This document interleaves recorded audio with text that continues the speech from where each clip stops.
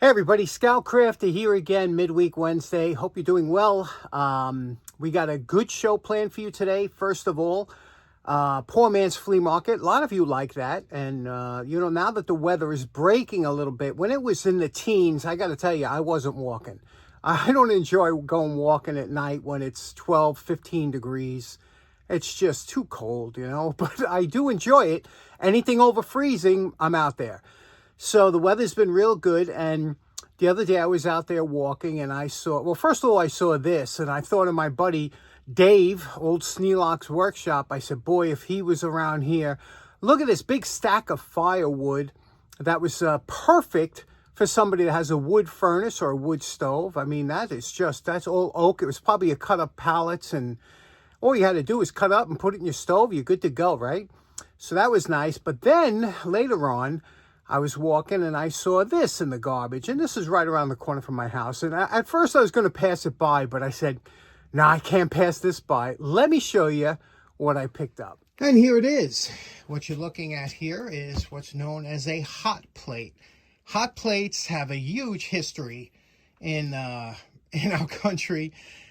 Years ago, a lot of people that didn't have money would rent a room or something like that, and they wanted to save a little money, and they cooked their own food, so they'd have a hot plate in the room. And these things were around for many years. There was all different types. You might remember I did one on the show that I found my neighbor threw out, and I wound up giving that away at Jacktown, and one of our attendees at Jacktown was real happy to get it. But a hot plate is a great thing to have in the shop, especially for me making my 50-50 combinations. A lot of them require heat, because you have to melt down the grease or the Vaseline or whatever to make that 50-50. And this is a great thing to have. And I have one upstairs that, is kind of an emergency one in case my stove goes out or whatever, or for camp or whatever.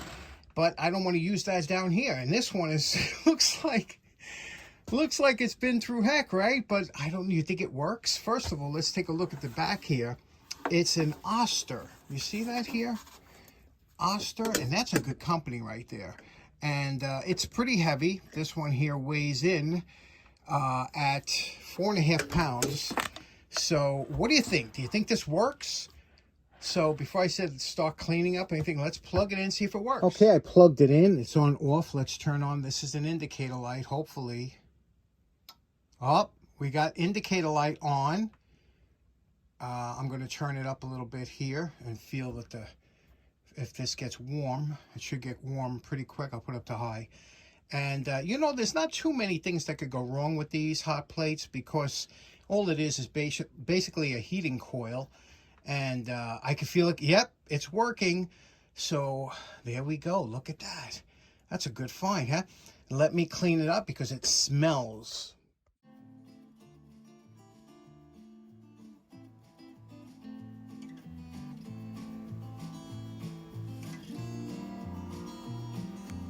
And my favorite part, remember what this hot plate looked like before we started? There we go.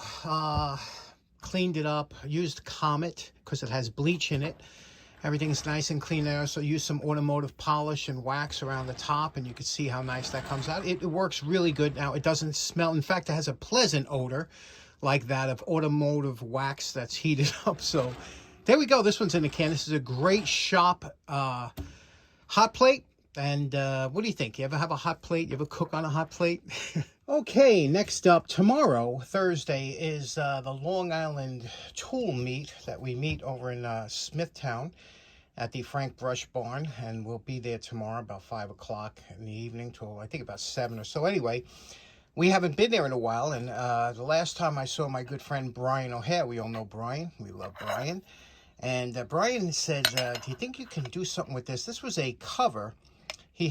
Brian's a big guitar collector, has been before it became popular collect guitars. He's been collecting for like 40 years, but he has a great collection of different guitars. And this is a cover for one of the electric, I think it was a Fender guitar. And he has another one, I think, but he just wanted to see if he could make this one usable.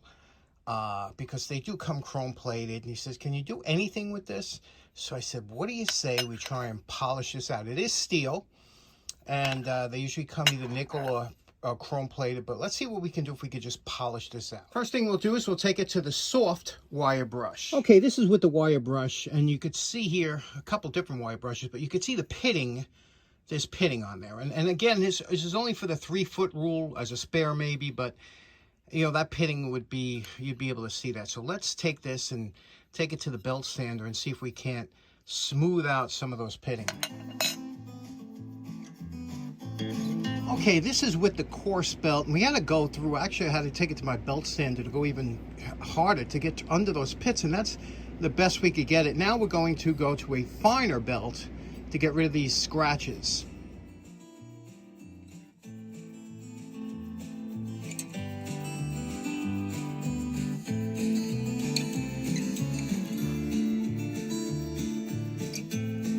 And we're calling this project done. This is a really good example of the 3-foot rule. You know, we got it.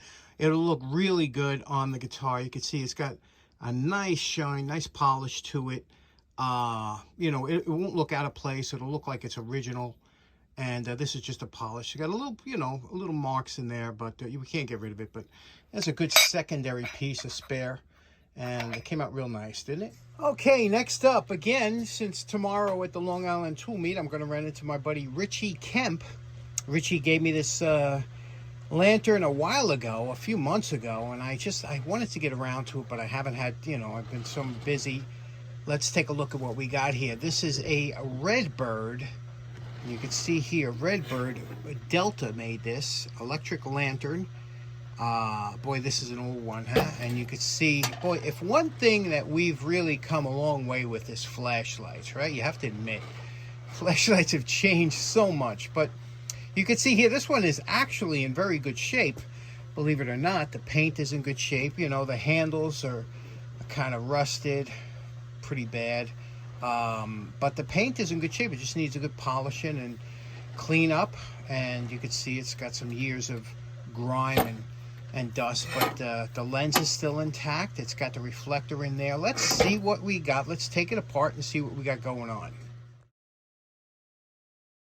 Now we were able to pry off the top here, and look what was inside here. Okay, inside of here, this used to use those old dry cell batteries. Remember those old 1.5 volt dry cell batteries? That's what this used to use. But check this out. There's the instructions on this piece of cardboard. There's the instructions. You can see here. Do not ship with batteries in this lantern. This is a focusing type lantern, but look at this paper. Now this was probably in there to separate the batteries by somebody. They took some newspaper. Boy, this is going to be interesting to look over, right? Let me see if I can't find a date on this. Look how old this paper is. Okay, I've yet to find a date here, but this will give you an idea how old this paper is. These are homes out in Long Island. Look at this. New 2-story solid brick home for $49.90, $5,000. Okay, here's one here. Here's a nice home for $44.90. Again, here's a Gilroy home for $47.15, solid brick and stone, including oil burner. Including oil burner. That's in Hollis, New York. Colonial, this is Long Island Hempstead, $34.90. Here's one for $54.90, $51.90. Isn't that something? 500, almost 6-room house for under $6,000. All you needed to do was put down $590 cash, $24.50 net a month. I think I could swing that now. Isn't that something? I love these old time. We got to look through this later, and I'll get you some good stuff. Now, so far we got almost everything apart except this bezel here. This bezel is supposed to rotate, and you can see here by these little indents on here that, but it is on there frozen. It won't move, it won't budge. And I tried tapping it a little bit with a soft blow hammer. Nothing is budging. So what I'm going to do, I'm going to try and heat this up now. You don't want to take a torch to this because you'll ruin the paint. So I'm going to put some really hot water just on the bezel here with my hope that it expanded just a little bit, that I can twist it off. So hot water. Okay, that hot water trick did it. You can see We got the bezel to lift off here. Now, what's interesting about, like I said, this particular flashlight had an adjuster, which was this. If you look at the bottom here, that little lever moved this lever in and out, which in turn, see that lever moving in and out? That lever would move that reflector. Here we go. Take this glass off. I don't want to break this. It's a piece of heavy glass. But it would move this reflector in and out, you see? And that would give you a focus. Now, it looks like we're missing some pieces, but this looks like this might have gone over here. So we'll have to figure out how that goes. But it looks like everything's there. Okay, anytime you have a reflector like this on anything, okay, you have to treat this as if this is usually a really fine silvering, they call it, of a lens. A very soft, damp, you see this is nothing but water, damp water, just do very lightly. Okay, because you might want to think you're going to take some steel wool or something and you'll go right through this silvering, whatever this is. So you have to be super, super careful. Treat it like it's gold flake, you know, and that's the only way you should deal with this. Don't use any abrasives on there. Take it from me. I've ruined at least 3 of these trying it. Now, once the handles are done, we could start with the lid on top and work on that decal, get it nice. This is why you have to have a cachet of hardware on hand to come up with this part here. You see that? Those nuts are it's an unusual size, but you see how that focus works? And then we did the inside here, the inside of the case. We lubricated and took that all apart so you can see how nice that and smooth that is now. And that'll hook up to the back of that, and that'll give you your focus on this beautiful flashlight. Okay, we hooked up our DC power supply. We set it to 3 volts. We cleaned the switch with deoxit. We have everything hooked up now. Let's take a look here. I'll throw the switch in the back. Look at that. Nice. Look at that light, huh? And let me show you the focus here. Move this in and out. Push it back. Can you see that focus? Is that unbelievable? Look at that. This is just lovely, isn't it? Well, you know my favorite part. Remember what Rich's lantern looked like before we started? And we're calling this project done.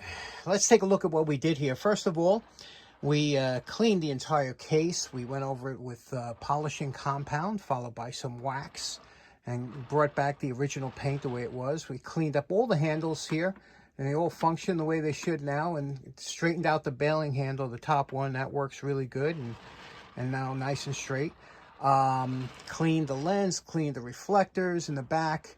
We hooked it up to just some, you can see here, I just hooked it up to 2 double D batteries actually are in there now, 1.5 volt. And we have the focus working the way it should. Notice here, look at that. Look how beautiful that is.